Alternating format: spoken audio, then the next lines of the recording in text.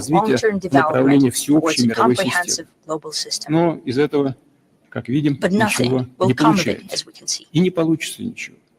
При этом nothing сам doing. Запад At the same лицемерно time, the West пытается itself всех нас is убедить, что под hypocritically угрозой trying то, to чего convince all of us добивалось that what's at человечество после stake is Второй мировой everything that войны. humanity Ничего подобного. achieved after the Я сейчас Second только World что об War. этом упомянул. Nothing of the И sort. Россия, и I've just подавляющее said it. большинство стран Both как раз Russia and an стремится к тому, overwhelming чтобы majority of the укрепить дух countries are международного indeed прогресса trying и to стремления strengthen к the spirit прочному, of который international составлял progress and стержень strive развития towards Сирии sustainable прошлого peace столетия. that was the core А под of угрозой development на самом since деле совсем другое. past century. At Под угрозой stake как раз эта монополия is a Запада, very которая different thing, the возникла monopoly of the West после развала that Советского emerged Союза, after обретенная dismantling им на of the некоторое Soviet время Union в конце that 20-го was acquired by столетия. for a Но time еще раз during хочу the это end of the сказать, 20th да и здесь century. Yet again, присутствующие в этом I зале like to highlight, понимают, and everyone любая present here understand монополия, that any как нам monopoly, известно as we из know истории, рано или from поздно history, comes to an заканчивается. end. Sooner or Иллюзий здесь later, быть не может. there could Да be и no монополия это illusions всегда here. вредная вещь, даже Monopoly для is самих a bad монополистов. thing, even for Политика monopolists элит themselves. The коллективного Запада policy of the влиятельна, elites но of по the числу collective участников West of весьма the powerful, ограниченного but rather клуба a limited нацелена club, не as for the вперед, number of не participants, на is not созидание, looking forward, а назад, not на aimed удержание. towards constructive Любой building, but it's looking любитель спорта, backwards, trying не to говоря maintain о advantage. профессионалах, Any в футболе, sports fan, хоккее, not even в talking about любых видах professionals in единоборств, sports, in hockey, in all знают, types of martial arts, игра на they удержание know практически that всегда trying to ведет simply к maintain the поражению. advantage is always a losing game. Возвращаясь к диалектике истории, Going можно back to the сказать, что dialectics of параллельное history, we существование can say that parallel конфликтности и existence of стремление к conflict гармонии, potential and конечно, the strive towards неустойчиво. The next Indian icons, beating everyone on the globe, B6E and XEV9E. Mahindra's electric origin SUVs. Catch them at Unlimit India. Говорил, Запад As I've said попытался before, навязать back then, всем West свою tried to глубоко, impose на мой взгляд, on порочную, everyone there, I чреватую think, новыми конфликтами deeply модель amoral выхода из холодной model войны. of exiting the В Cold War, формирующемся многополярном мире fraught не with должно new быть conflicts. проигравших The стран и emerging народов. Никто не multipolar должен world, чувствовать себя there ущемленным should и be униженным. none countries Только and тогда мы nations that сможем feel that they've обеспечить lost. No one действительно should feel долгосрочные условия discriminated для against and всеобщего, humiliated. Only справедливого with that и we can ensure безопасного just и and safe взаимодействие development. уже сейчас, The без strive towards сомнения, cooperation берет and верх, interaction is now, преодолевая without doubt, острейшие gaining the ситуации. upper hand, overcoming Можно most смело acute сказать, что это и situations. есть We can boldly say международный that it is мейнстрим, indeed the international магистральное mainstream and течение course of событий. events. Конечно, находясь в Naturally, эпицентре being at ground zero of тектонических tectonic сдвигов, shifts вызванных caused by глубинными sea изменениями мировой changes in the системы, global трудно system, it's hard to предсказывать forecast будущее. the future. А поскольку нам But as we know, известно the общее general direction направление of изменений change от гегемонии from к hegemony сложно to the устроенному миру complex многостороннего world of multilateral сотрудничества, cooperation, можно we can попробовать try очертить to хотя бы draw некоторые certain грядущие контуры. Вот наступая certain на Алдайском outlines of the форуме в future. прошлом году, Speaking at позволил the себе Valdai Forum изложить last 6 year, принципов, которые, на I've наш spoken взгляд, about 6 должны быть principles положены в that основу we believe should отношений be на the новом foundation историческом for этапе relations развития. at a new historical stage. Произошедшие The события и events время, and the на мой time that взгляд, has только passed since then, I подтвердили и believe, only справедливость, и confirmed that обоснованность выдвинутых the proposed предложений. notions were both Я попробую justified их and well-founded, развить. and I will try to Первое. build on them. Открытость к Number one, взаимодействию является openness towards важнейшей cooperation is ценностью a для crucial подавляющего value for большинства an стран и народов. overwhelming majority of Попытки countries and nations. возведения искусственных Attempts to барьеров build artificial порочны не barriers только are тем, что vicious тормозят not only for нормальное the fact и that they выгодное stand in the всем way of экономическое normal and развитие. beneficial Прерывание economic связей, development for everyone. прерывание связей особенно опасно в Disconnection условиях of природных ties is катаклизмов, especially социально-политических dangerous потрясений, during без natural которых, увы, не disasters обходится and международное social право. and political shocks, which is Недопустимы, например, unfortunately the way ситуации, of life. подобные той, The что situations случилось are в прошлом году unacceptable, после like the situation that катастрофического happened after the землетрясения в Малой catastrophic Азии. Исключительно по earthquake политическим in Asia причинам Minor. было For purely заблокировано political reasons, оказание помощи народу aid was Сирии. blocked towards the Некоторые nation of районы, Syria. Some которые of сильно its пострадали от regions удара were стихии. tremendously И такие affected by примеры, the natural когда phenomenon. And эгоистические, such examples конъюнктурные when интересы egotistical, препятствуют реализации myopic всеобщего interests блага, stand in the way вовсе не of единичны. overall prosperity are not Безбарьерная unique. среда, о которой Very free говорил в прошлом environment that году, I это spoke залог about не last только year is key экономического not only to процветания, economic но и prosperity, but удовлетворения also to острых satisfy гуманитарных acute нужд. А в humanitarian условиях needs. новых вызовов, And среди amid new которых и challenges, among последняя them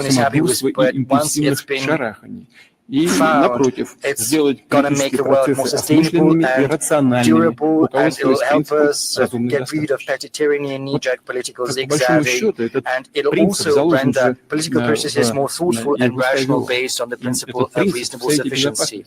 And this principle is even applied within the UN Security Council because the veto right was devised precisely to make sure that the decisions that the political stakeholders are not happy about do not pass. Is that good or is it bad? Probably not very good, but it creates certain barriers when decisions are to be made. But it's also very good because it prevents decisions from being passed if someone is not happy with them. So it means that you have to get back to the negotiation table and hammer out an agreement. But since the world is becoming multipolar, we have to come up with instruments that will help us expand the use of similar mechanisms. In each particular case, a solution has to be not just collective, it also has to involve the participants and the stakeholders that are capable of making contribution to settling the problem. This involves primarily those who are interested in a positive outcome because their future security and hence prosperity depend on that. There are numerous examples of cases when complex, though solvable disagreements between neighboring nations and peoples degenerated into intransigent, chronic conflicts due to the scheming and brazen interference of external forces who basically do not care much about what's going to happen to the parties to the conflict, how much blood is going to be spilled, how many lives are going to be claimed. They are simply, those external forces are guided by their own selfish interests without assuming any responsibility. I also believe that regional organizations are going to play a very important role because however difficult the relationship between neighboring countries, they are always brought together by a common interest in stability and security. Compromises are vital to achieve the best conditions for their own development. Next, a key principle is universal security for everyone without exception, because the security of one cannot be assured at the expense of the security of others. I'm not saying anything new. It's all in the OSCE documents and it has to be observed. The block-based approach has been bequeathed to us from the colonial times and the Cold War, and it runs counter against the new international system, which is flexible and open. In the world today, only one bloc remains that is brought together by obedience and rigid ideological dogmas, and that is the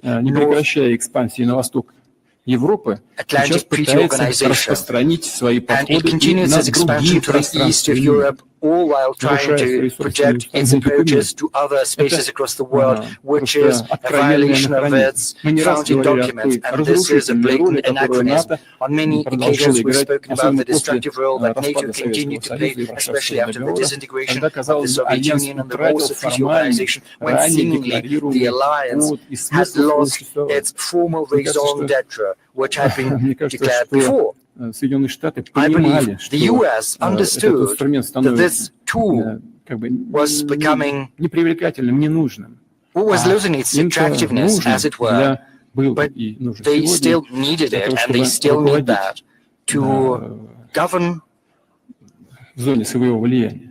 and to manage its zone of influence. So they need conflicts. You know, before all the acute crisis of today, many European leaders were telling me, why are they using you to threaten us?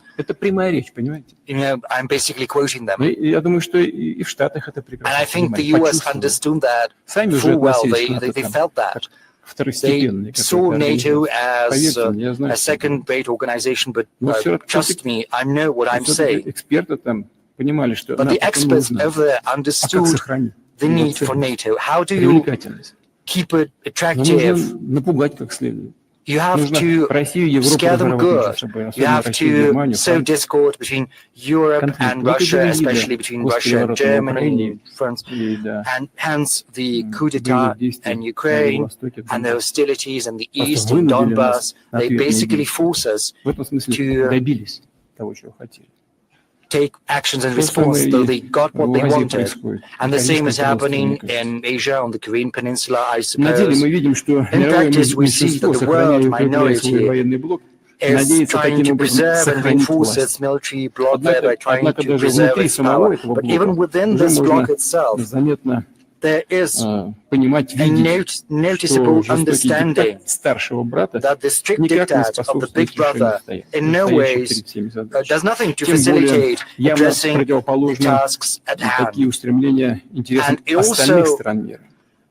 is in stark Сотрудничать contrast с to the теми, aspirations кем of other выгодно, countries of the налаживать world, because партнерство со всеми, cooperating кто в этом when it's заинтересован, beneficial, таков building очевидный partnership with приоритет anyone who is большинства interested, стран. that is the evident priority of most Очевидно, countries что on our planet. It's военно-политические и evident идеологические that блоки military, – это еще political, and один вид ideological blocks препятствий, are yet возводимых another на type пути of hurdles естественного built развития in the такой way of the международной natural системы. development of При the этом nascent замечу, international что само system. I would also like to игра point с out нулевой that the very суммой, notion of a когда zero-sum выигрывает game, только where only один, а one все party остальные stands to остаются в win, whereas проигрыше, everyone else stands to западной lose, политической мысли. has been born Во out время of доминирования a Запада Western такой political подход thought. навязали And under всем, the Western dominance, this approach как якобы was imposed универсальный. on everyone Но under the pretext of its недалеко он universality. не универсальный и работает не всегда. Under Например, no восточная circumstances is философия, that the а многие case. здесь в этом Quite the зале contrary. знают The об Eastern этом, philosophy, не many of понаслышке, you не хуже, может who've быть, даже gathered лучше, here чем я, know построена that совсем and на probably другом know that подходе. firsthand, Это even better поиск than I do. гармонии This интересов, чтобы каждый is мог based on another достичь approach. самого And this важного для approach себя, is но searching не в for ущерб harmony of интересам interests when других. everyone wants to achieve Я what's most выигрываю, important to но them, и but not to the ты detriment of the other выигрываешь. party. I win, but you Да, и stand to win русские as люди well. всегда And в Russians, России, we все as народы well in в Russia, России all всегда, the как это было peoples of возможно, Russia, исходили, когда это было возможно, historically, исходили when из that того, was что possible, главное assumed не that продавить свое мнение it's not the most important любыми thing, you know, trying to средствами, push а through постараться your убедить, opinion by any заинтересовать means в честном possible. партнерстве и Rather, they were равноправном trying to взаимодействии. convince Наша and get them история, в том числе история interested in a отечественной fair дипломатии, partnership and не раз equal показывала, что, cooperation, whereas our history and the history of our diplomacy have честь, demonstrated on благородство, many occasions миротворчество, that the снисхождение. worth of honor, Достаточно nobility, peace роль России building в and устройстве generosity Европы sufficing to после remember эпохи Russia's role наполеоновских in войн. Я rearranging знаю, что the European order after the в известной степени Napoleonic Wars. рассматривается как возврат, как попытка удержания там, монархии и так далее. Дело сейчас совсем не в этом. Views it's seen as trying to keep monarchies in power, but I'm not talking about the specifics. I'm talking about the general trends. And the prototype of a new free, non-block, block-free type of cooperation between nations and peoples, that is precisely the association built within BRICS.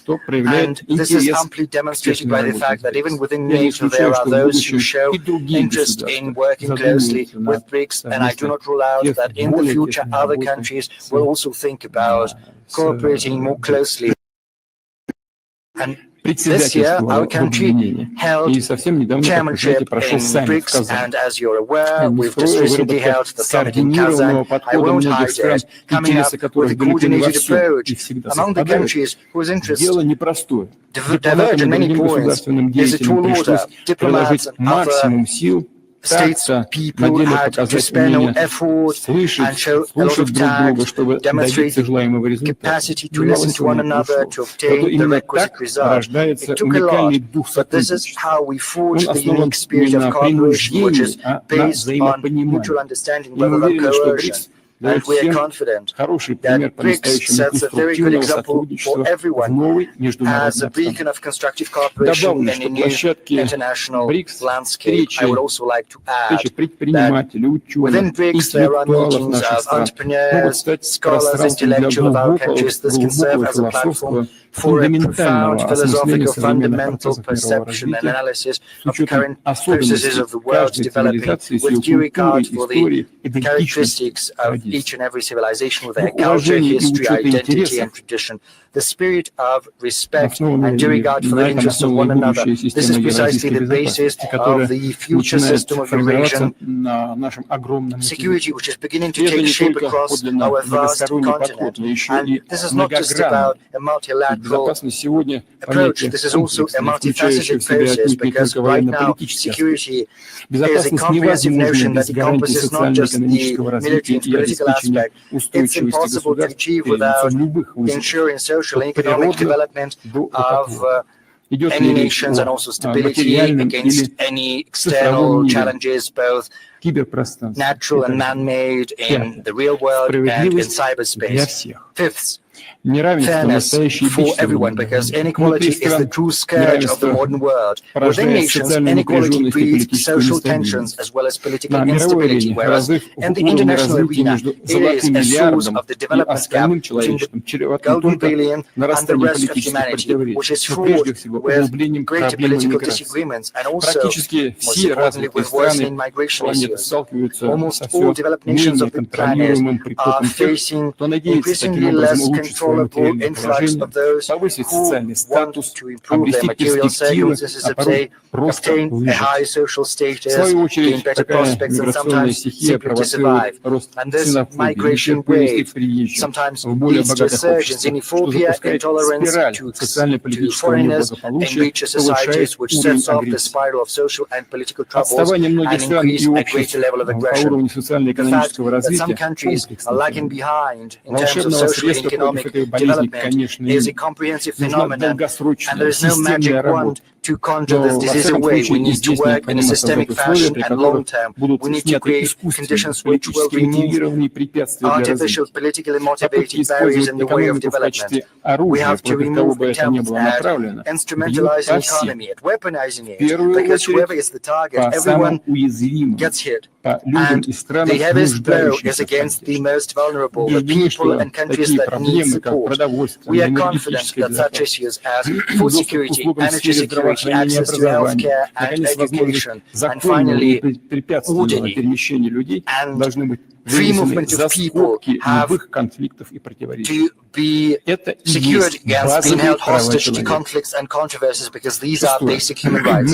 Sixth, we highlight indefatigably that any sustainable international order can only be based upon the principle of sovereign equality. It's true that each nation has different potentials. It's evident, and their capacities are vastly different. That often gives rise to the notion that full equality is impossible, it's utopia, it's illusory, but the characteristic of the modern world, which is so integrated and well connected, is that countries that are not the most powerful, the biggest one, sometimes can punch far above their weight, at least due to the fact that they are capable of being more rational and targeted in the use of their human intellectual, natural and environmental potential. They're agile and flexible in addressing complex tasks. They set up the bar high in quality of life and ethics, governance efficiency, in building the opportunity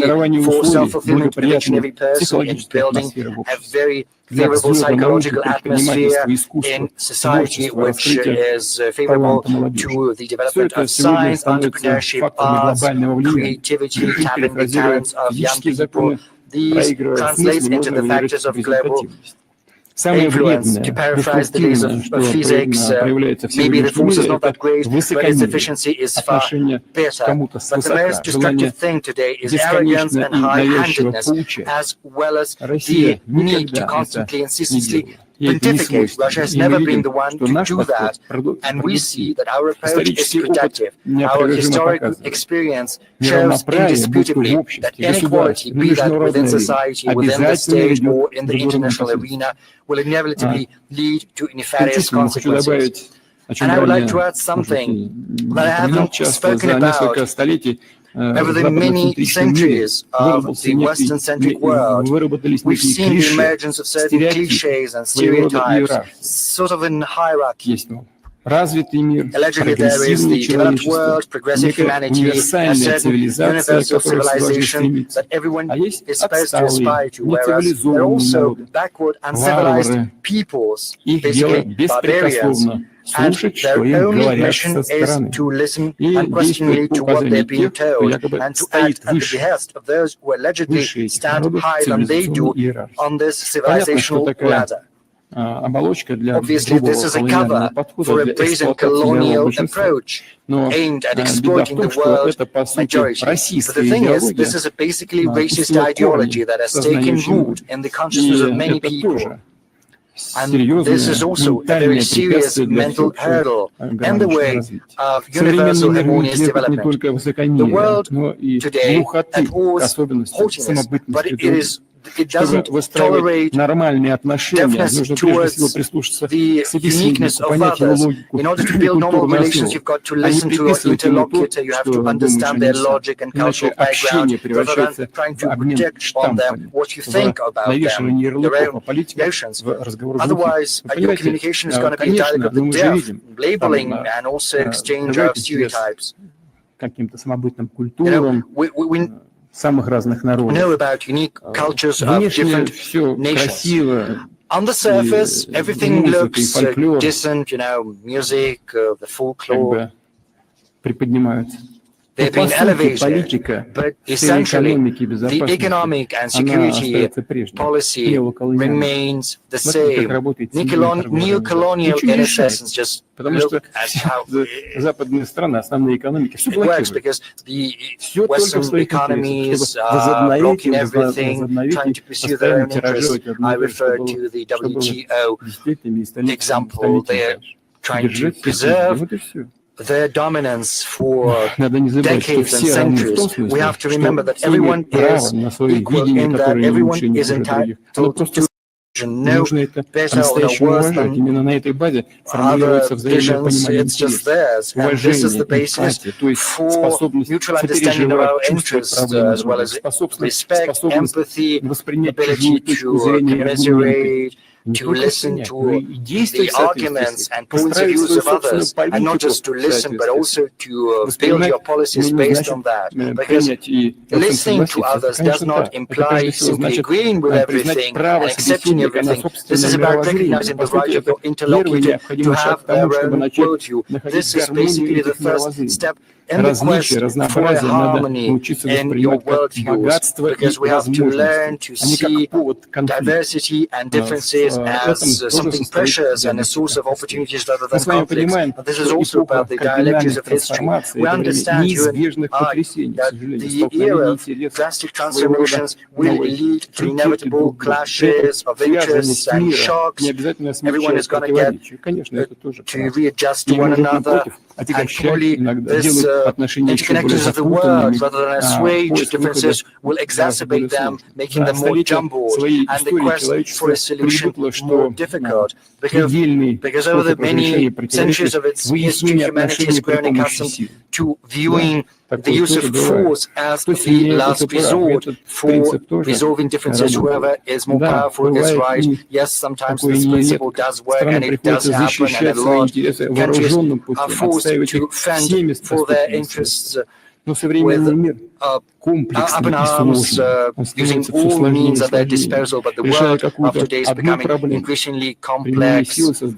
But sometimes using force to address one problem will breed another problem, and other problems which are going to be even more grave.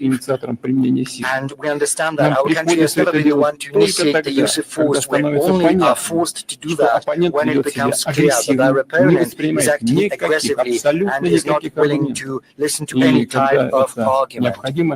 And whenever necessary, we will take any measure we need to and have to do to protect Russia and our citizens, and we will always achieve our goals. The world is absolutely non-linear and inherently heterogeneous. We've always understood that.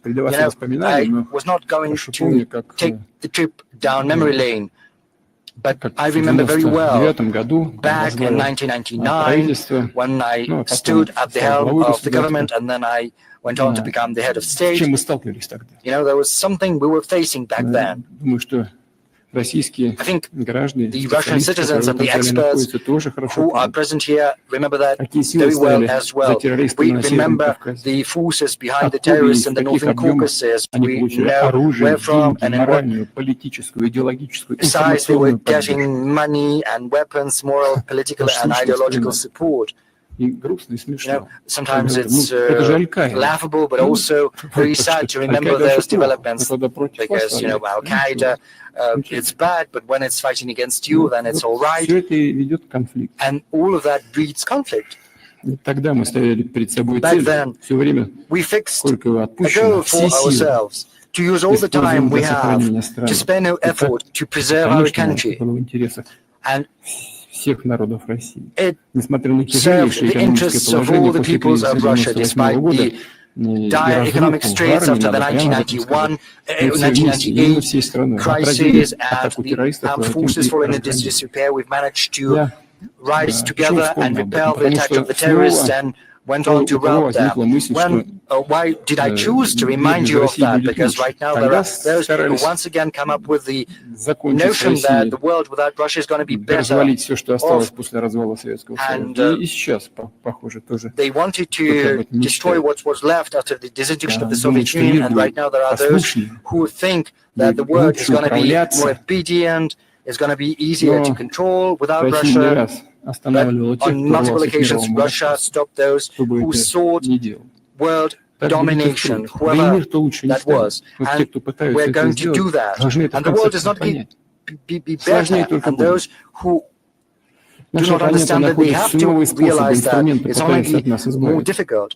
And our opponents are still coming up with new instruments to get rid of us. Right now, they're trying to instrumentalize Ukraine and Ukrainians as such a tool. They are cynically training Ukrainians against Russians, basically turning Ukrainians into cannon fodder, and all of that is accompanied by conversations about a European choice. What kind of choice is that? We don't need that, for sure. We will protect ourselves and our citizens. Let no one labor at any illusion to that end. But of course, this is not the end of Russia's world growth, dramatic as it may sound, but Russia's very existence is the guarantee that the world is going to preserve its diverse colors, stability, and complexity. This is also safeguard of successful development, and this is not me who is saying that, because our friends from across the world are telling me that. I'm simply repeating them. I would like to reiterate that we're not trying to impose anything on anyone. We're not going to do that. We don't need that.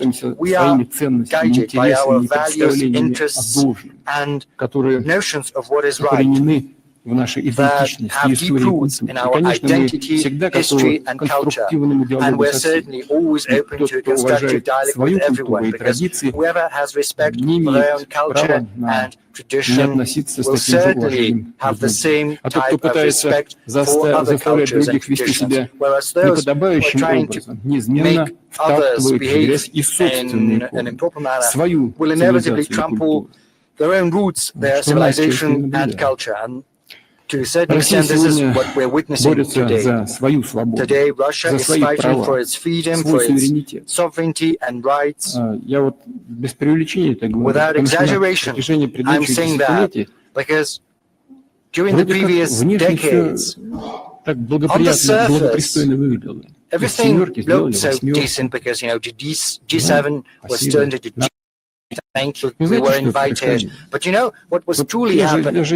Because I saw that firsthand. Say, you come to the G8, and it becomes clear from the outset that before the G8, the G7 had a separate meeting, and they had some separate conversations, and they had discussed Russia, and then they invite Russia to talk with them. You look at all of this with a smile. That is how I look at it. But in practice, it is a great picture, a great image, the hugs, and, patting on the shoulder. But in practice, they are continuing to move forward on the offensive. The most flagrant example is the expansion of NATO to the east. They had promised they were not going to do that, but it was happening, and the same was happening in the Caucasus, and also it was happening with regard to the ABM system. So on any key issue, they didn't care one bit about our opinion. We saw this creeping intervention, which, without any exaggeration, was aimed at demeaning our country and, at best, at destroying our country from within and from outside. You see what they did to Ukraine. They intervened basically with their bases. In 2008, the Bucharest decision was made to open the doors to Georgia and Ukraine? Where did that come from? Have there been any difficulties in the world affairs? Yes, we did have had some disputes with Ukraine with regard to the gas prices, but we did manage to arrive at a solution. Why did they need to create conditions for a conflict? Because it was crystal clear what the consequences were going to be, but they didn't stop at that. They were trying to project their influence across our historic territories. They were supporting the regime which had clear pro-fascist tendencies. So it wouldn't be an exaggeration to say that and to repeat that. We are not simply fighting for our own freedom and our sovereignty and our rights, are also fighting for universal rights and freedoms. We are fighting for the chance for every country to develop on the basis of sovereign equality, and this is the mission of our country, and everyone needs to understand there's no use trying to exert pressure on us. But as for coming to an agreement with due regard to the mutual legitimate interests of one another, this is something we've always been ready for, and this is what we've been asking all participants of the international community to do.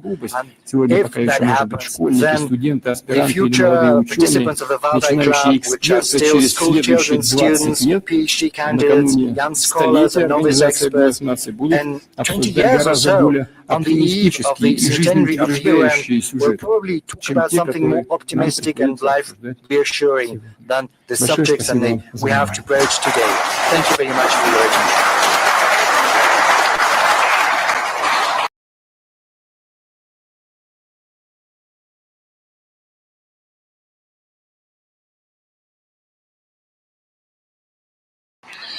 Большое спасибо, Владимир Владимирович, за такое обширное, объемное описание и мира, и российских взглядов на него. Нам, конечно, особенно приятно, что и в прошлом году вы изложили основные принципы именно у нас, а в этот раз их развили. Мне кажется, это уже начинает тянуть на такую доктрину. Валдай, конечно, не претендует на то, чтобы ее назвали нашим именем, но приятно, что здесь она рождается. Владимир Владимирович, мы многие темы, которые вы затронули, обсуждали, конечно, на этой 21-й конференции, и я хотел бы поделиться с вами, мы хотели бы все поделиться некоторыми умозаключениями, которые не на всех, конечно, сессиях, потому что их очень много было, тем не менее на тех, которые нам показались наиболее важными, это тоже темы, которые вы упоминали. Я хотел бы попросить начать нашего давнего участника, коллегу и вам хорошо известного Руслана Юнусова. Он у нас участвовал в сессии про, извините, искусственный интеллект. The most fashionable thing. Владимир Владимирович. Good evening, Mr. Действительно, President. мы обсуждали то, что вы затронули в сегодняшней речи, тему искусственного интеллекта. Была отдельная сессия на нашей конференции, она называлась «Искусственный интеллект. Революция или мода». Но прежде чем я перейду к результатам этой сессии, я бы подчеркнул такой уникальный факт, который в этом году произошел. Сразу 2 Нобелевские премии были выданы за достижения в искусственном интеллекте. Это премия по физике и по химии. Одновременно такого никогда не было. И подчеркивает ли это, что происходит революция в области искусственного интеллекта? Наверное, скорее да, чем нет. Хотя Нобелевский комитет частенько руководствуется и модой принятия своих решений. Но переходя к тематике уже нашей дискуссии, валдайской дискуссии, я подчеркну несколько аспектов, которые мы обсудили. Начали мы с того вопроса, который многих беспокоит. А вот придет искусственный интеллект и заменит он человека или нет? И особенно в тех областях, где требуется творческий подход, например, наука, искусство. И что мы видим в науке сегодня? Действительно, искусственный интеллект уже вошел в научный процесс. Многие достижения достигнуты благодаря и с помощью искусственного интеллекта. Но при этом мы также видим одновременно, что вытеснение человека не происходит из научного процесса. Скорее, сам прогресс ускоряется, а новые кадры, квалифицированные молодые ребята нужны еще больше. Так что здесь пока мы риска не видим.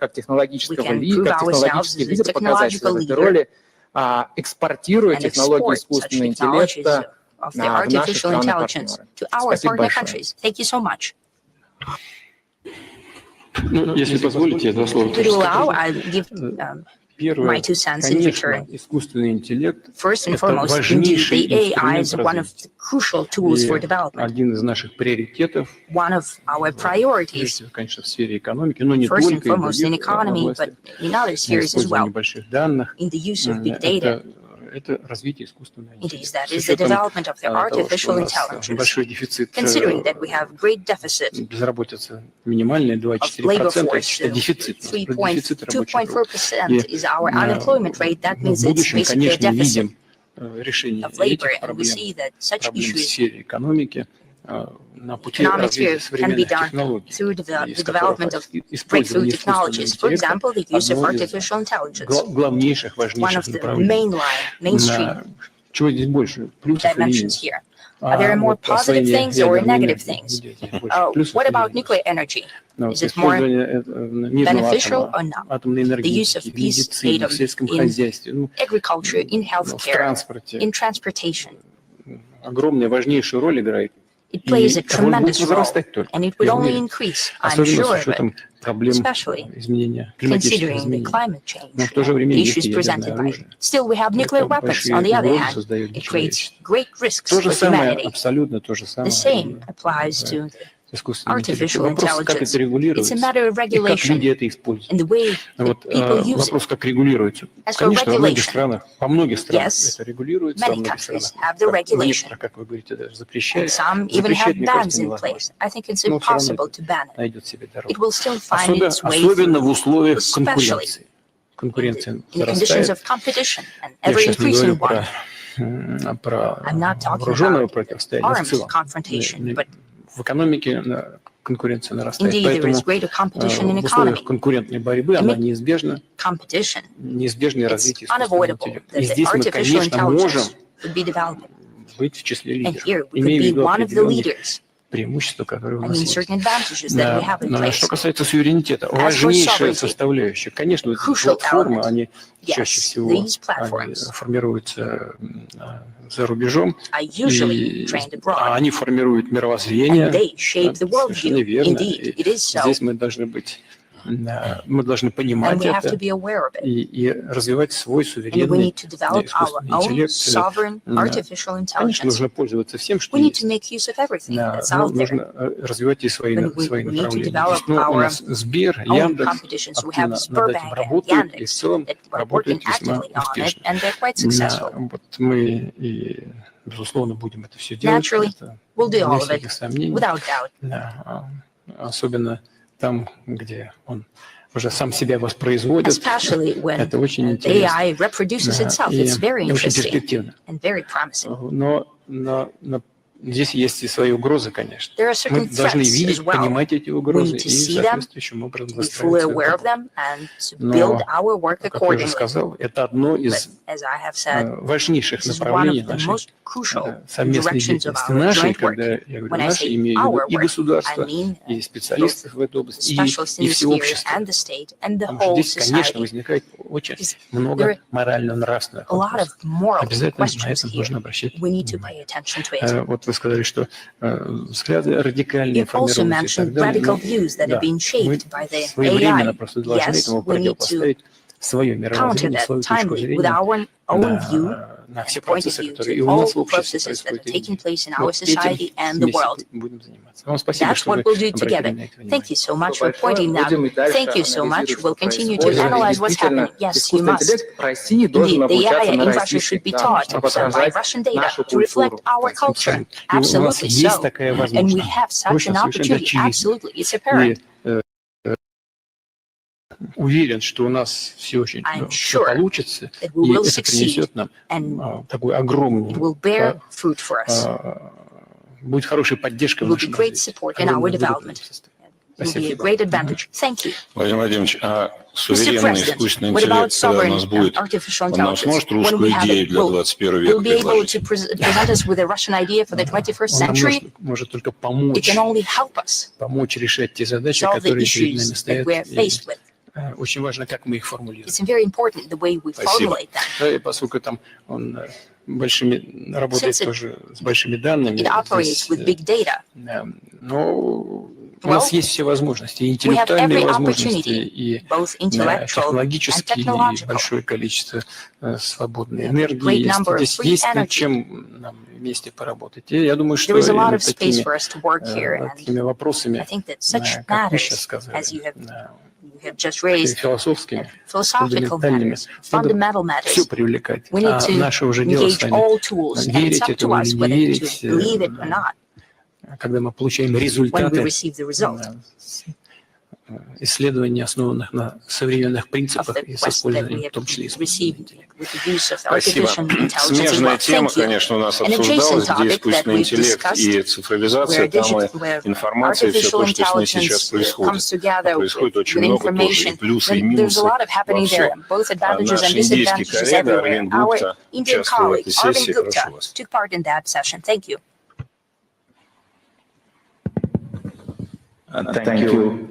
My name is Arvind Gupta, Mr. President, and I come from India. I work on the intersection of technology and society and building a digital public infrastructure for population-scale problems. Thank you, Mr. President.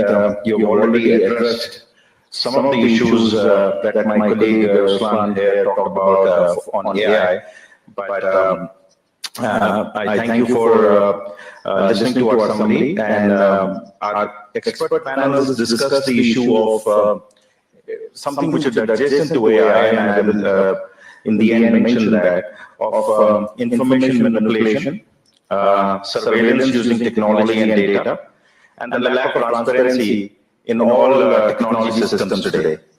Mr. President, the group discussed that the internet was designed about 45 years ago to be a global public good.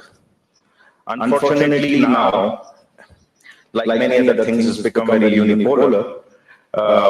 It's controlled by a few big tech firms with their own ideological leanings.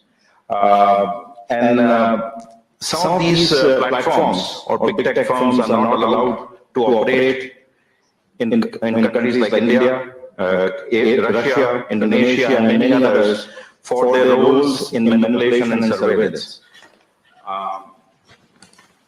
The second issue we discussed, Mr. President, was the algorithms that, that we discussed previously in the AI session also, really define how we think. The AI is actually becoming a new buzzword today, but the algorithms have been around for a long time, and they really define how we think, how we consume, how we elect governments. And as all of us have agreed, they have a leaning towards an ideology and definitely are not neutral. So the algorithms themselves are biased. The other thing the group discussed was the whole weaponization of information and data. And that, coupled with the biased technology platforms, are giving certain nation states massive power. And it's influencing national security, democracy, and the public order in general. So, Mr. President, you are aware that this has been the form of Western technology platforms. But India presented an alternate model during its G20 presidency to this Western technology platforms. It's a platform which takes society into account.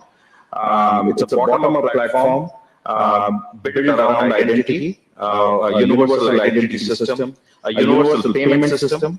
It's actually used by more than 1 billion people, and in India, and more than 20 other countries use it. This is to present that how India has created a different vision for technology from the Western vision that exists today.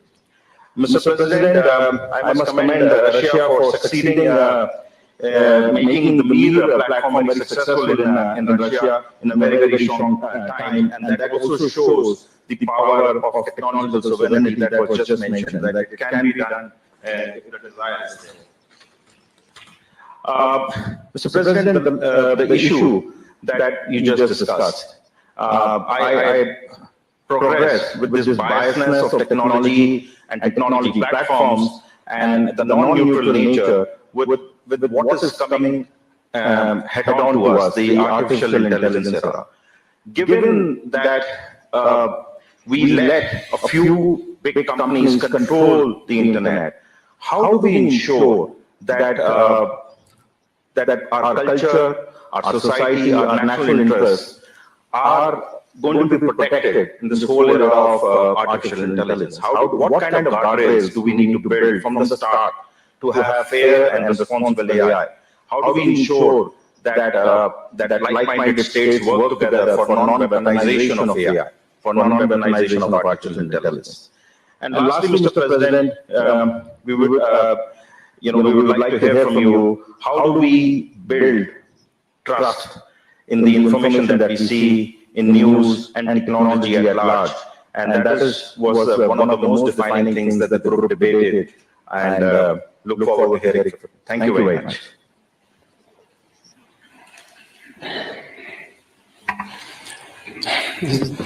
Очень важная тема. This is a very important subject, and it's related to the previous issue, AI, its development and use, and there are several aspects to this matter. To start with, the use of the internet should certainly be founded upon sovereign algorithms. This is something we have to aspire to.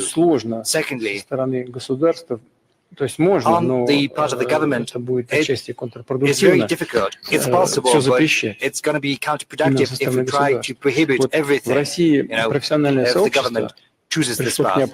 In Russia, the professional community has arrived at an understanding on the rules for doing the business in the internet. And this professional community has assumed several independently developed self-restrictions, trying to prevent any destructive influence upon society, especially on young audiences. And I think this kind of self-regulation is one of the views. It's one of the ways to ensure the interests of the majority. But of course, the internet has to comply with domestic legislation of the country it's being operated in. It's evident.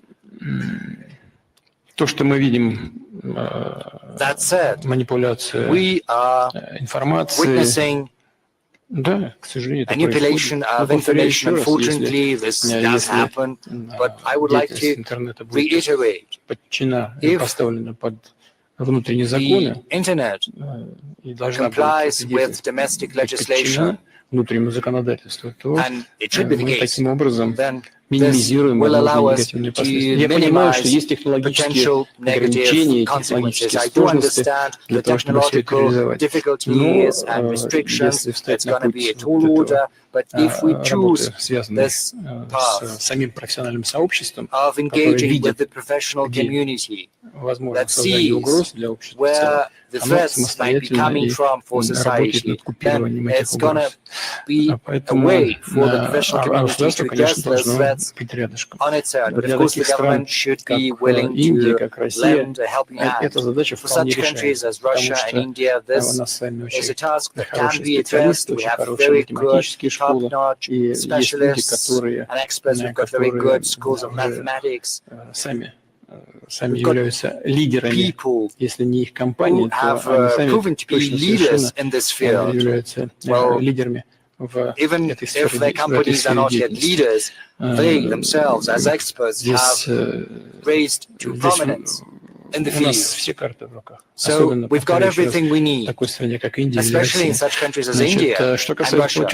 Now, as for the mere payment system that you have mentioned,